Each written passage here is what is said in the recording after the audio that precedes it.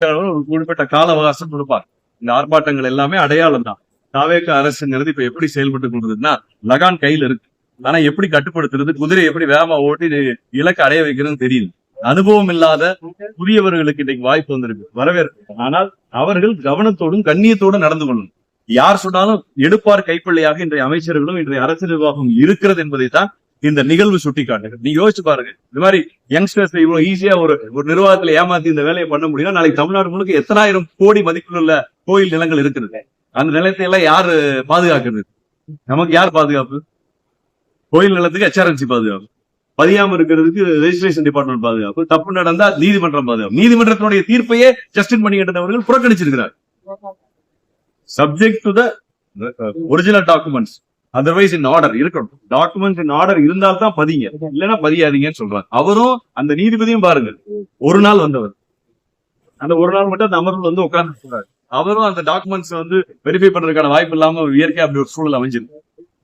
அவர் ஏதோ 1 to 1 போறதுன்னு நினைச்சிட்டு அந்த இதுல பண்ணிருக்காங்களா என்னன்னு நமக்கு தெரியல. நீதிமன்றத்தை நம்ம வந்து இது பண்ண முடியாது, அந்த சூழல் நமக்கு தெரியல. அதனால எங்களுடைய கேள்வி என்பது, இந்த தவறில் நிச்சயமாக அரசு நிர்வாகம் யாரோ ஒருவரின் நிர்பந்தத்துக்கு ஆளாகி இருக்கிறது. அந்த அரசு நிர்வாகத்தை நிர்பந்தித்த நபரை அரசு எந்திரத்தை கொண்டு கண்டுபிடிக்க முடியாது. அது சிபிசிஐடி தமிழ்நாடு அமைப்பு வேண்டியதில்லை, பொது அமைப்பு வேண்டும். நிச்சயமாக அது சிபிஐ ஆக இருக்க வேண்டும். இது இந்த ஒரு வழக்குக்காக, இந்த ஒரு தவறுக்காக நம்ம சொல்லணும். ஏன் நான் சொல்றேன்னு கேட்டீங்கன்னா, இது போல பலாயிரம் கோடி இருக்கனால நம்ம அதை கவனத்தில் எடுக்கணும். ரெண்டாவது, நிச்சயமாக தமிழகத்தில் இருக்கிற கோயிலுக்கு வழங்கப்பட்ட கொடைகள், நிலங்கள், அதனுடைய சொத்துக்களினுடைய விவரத்தை வெள்ளை அறிக்கையாக அதிமுக அண்ணன் எடப்பாடியாருடைய சார்பாக இங்கே கோரிக்கையாக இந்த கண்டன ஆர்ப்பாட்டத்தில் நாங்கள் வைக்கிறோம். உறுதியாக வந்து நாங்க வந்து தடுக்கிறதுக்கான முயற்சியை வந்து மேற்கொண்டு பக்கத்து அமைச்சரும் இளைஞர் அமைச்சரும் இணைந்து பெற்றுக்கிட்டாங்க. 6 முறை தடுக்கிறதுக்கான முயற்சிகளையும் நாங்க மனு வந்து கொண்டாங்க. 15/9/2019 16/11/2022 25/12/2022 அதாவது 2022 3 பேர். இது இல்லாம 27/3/2026 இருக்கோம். இப்ப 3/7 மற்றும் 3/6/7 வந்து பத்திரப்பதிவு நடைபெறுது. இந்த இதுல வந்து பாத்தீங்கன்னா 27/3 தான் வந்து இந்த பழனிசாமிங்கிறவங்க வந்து மருத்துவ இதை வந்து கொடுக்குறாரு. அப்ப அவங்க வந்து என்ன செய்யறாங்கன்னா 10 நாள்ல வந்து நீதிமன்றம் தாண்டி 7 நாட்களுக்கு வந்து அதை வந்து பத்திரம் பதிவு பண்ணலாம் அப்படின்னு சொல்லிடுறாங்க. இதுக்கு இடையில பாத்தீங்கன்னா 10 நாள்ல இருந்து 3/7 வரைக்கும் அதுக்கு முன்னாடி ஜூன் 30க்குள்ள மருத்துவ கண்ட உள்ளாங்க. 60-65 நாட்கள் இந்த 80 நாட்கள் வரைக்கும் கோயில் நிர்வாகம் இதை வந்து அடுத்த கட்டத்துக்கு கொண்டு போய் இந்த இடத்த வந்து 0 வேலை பண்ணிருக்கு. அதை வந்து செய்யல. எதனால செய்யல? 200% இப்ப நீங்க சொன்னதுதான் விடையும் கேள்வியும் விடையும் அதுலயே இருக்கு. எப்பவுமே கோயிலுக்கு நம்ம பொசிஷன் எடுத்துட்டோம்னா முதல்ல செய்யற வேலை 0 வேல்யூ பண்ணிட்டோம்னாலே அதற்கான அந்த போட்டிகள், அந்த தவறு செய்யறங்கிற எண்ணங்களே பாதி அடிபட்டு போயிடாங்க. அப்ப இது வந்து முழுக்க அதனாலதான் நான் சொல்றேன். அதாவது எய்தவன் எங்கோ இருக்கிறான், அம்பு சிக்கி இருக்கு, வில்ல எங்க இருக்குன்னு கண்டுபிடிக்கணும். இதை வந்து நீங்க தயவு செய்து ஒரு தனிநபருடைய குற்றமாக கடந்து செல்ல முடியாது. அது வந்து பதிஞ்ச அந்த 2 நபர்களா இருந்தாலும் சரி, பதிவு செய்த ஜஸ்டின் மணிகண்டனாக இருந்தாலும் சரி, இப்பொழுது சஸ்பெண்ட் செய்யப்பட்டிருக்கிற மாவட்ட ரெஜிஸ்ட்ரார் அவர்களா இருந்தாலும் சரி, அது பத்தாது. இது வந்து பெரிய உயர்மட்ட அழுத்தம் இருக்குது. அதான் சொல்ற மாதிரி 2 அமைச்சரும் சேர்ந்து, 2 துறைக்கான அமைச்சர் சேர்ந்து நாங்க அப்ஜெக்ஷன் கொடுத்துக்கிட்டே வந்தோம்னு சொல்றாங்க. அந்த 2ல ஒருத்தர் தான் பதிவு பண்ணிருக்கு. 2 துறை அமைச்சர் நாங்க சேர்ந்து அப்ஜெக்ட் பண்ணோங்கிறாங்க. ஓகே, அப்ஜெக்ட் பண்ணவர் அறநிலைத்துறைக்காரர் இருக்காரு, பக்கத்துல நிக்கிறவர் எப்படி பதிவு விட்டார்? நம்ம மக்கள் யாரை கேட்க முடியும்? அதிகாரிகிட்ட போக முடியுமா? நேரடியா நம்மளுடைய மக்கள் பிரதிநிதியா இருக்கிற மாண்புமிகு அமைச்சர் அவர்களை தான் நம்ம கேட்க முடியும். நிச்சயமா இந்த 2 துறைக்கும் பாத்தீங்கன்னா பத்திரப்பதிவுத்துறைக்கும் அறநிலைத்துறைக்கும் 2க்கும் சேர்த்துமே ஒரே ஒரு வேலை. அவர்தான் IAS அதிகாரியா இருக்காங்க. நம்ம இந்த நேரத்துல இவர் அவர் என்று குற்றம் சாட்டுவதற்கு நம்ம கிட்ட சரியான ஆதாரங்கள் இருந்தா இப்ப நாங்களே பேசுவோம். இது வந்து கண்டுபிடிக்க வேண்டிய பொறுப்பை அரசு ஏற்கணும். அரசு சிபிசிஐடியிடம் கொடுத்திருக்கு, அது ஏற்புடையது அல்ல. ஏன்னா அரசு எந்திரத்தை காப்பாற்றுவதற்கான ஒரு முயற்சியை அவர் எடுப்பார்கள் என்ற ஐயப்பாடு அதிமுக இருக்கு. திருநங்கையிலே சாவி கொடுத்த மாதிரி இருக்குன்னு சொல்ல வர்றது மறைமுகமா. அதனால சிபிஐ வேண்டும். இது ஏன்னா இது வந்து ஓவர் டூவா, இதுக்கு போய் சிபிஐயா நீங்க தயவுசெய்து நினைக்க வேண்டாம்.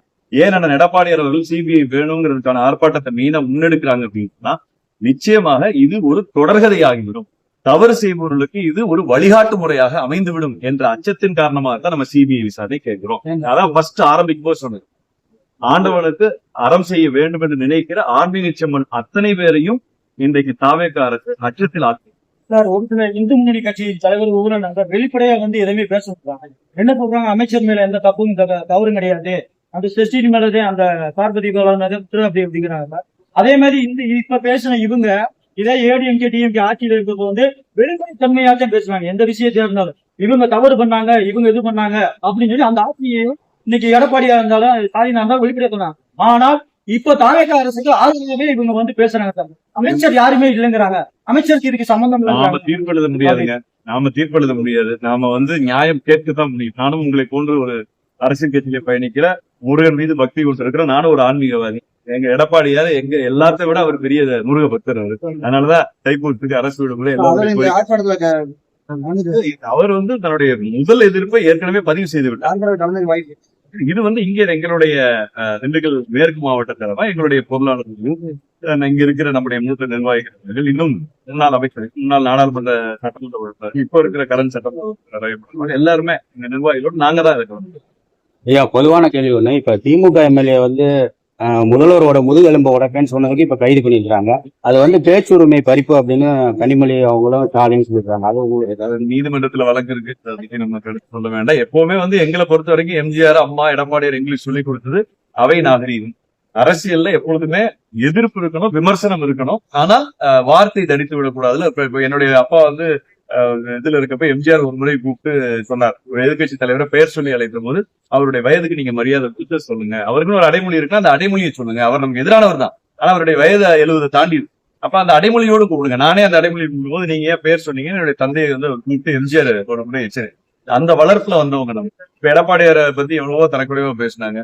திராவிட முன்னேற்ற கழகத்தை சார்ந்தவங்க, ராசா அவர்ல தாயை பற்றி கூட பேசினாங்க. ஆனா எந்த இடத்துலயுமே அவர் தடுமாறல இல்லையா. அதனால எமோஷனாக நம்ம பேசி கைதட்டல் வாங்குறதுக்காக பேசுறவங்க. அரசியல் என்பது மக்களுக்கான பணி செய்கிற ஒரு இடம். அதுல வார்த்தை தடுத்து விடாமல் இருக்க வேண்டும். விமர்சனம் எவ்வளவு வேணாலும் வைக்கிறாங்க சார். இது வரைக்கும் சேகர் பாபு எந்த அறிக்கை எதுவுமே சொல்லல சார் இந்த இதை பத்தி. அதுல விசாரணைன்னு வரும்போது அவர்கள் ஆட்சி காலத்துல இது தொடங்கி இருக்கிறது என்ற காரணத்தினால சிபிஐ விசாரணை வரும்போது எல்லாம் யாராக இருந்தாலும் அதற்கு பதில் சொல்ல வேண்டும். நிச்சயமாக அப்பொழுது எல்லோருமே வாய் திறக்க வேண்டிய சூழல் வரும். சார், இப்ப நடக்கிற ஆர்ப்பாட்டத்துல பழனி சட்டமன்ற உறுப்பினர் கலந்துருவார். கூட்செலவு அவர் கலந்துருவார். எல்லோருமே நாங்க அத்தனை பேருமே கலந்துருவோம். எங்களுடைய இதை பொறுத்த வரைக்கும் எடப்பாடி சிறப்பா இதை நடத்தும்.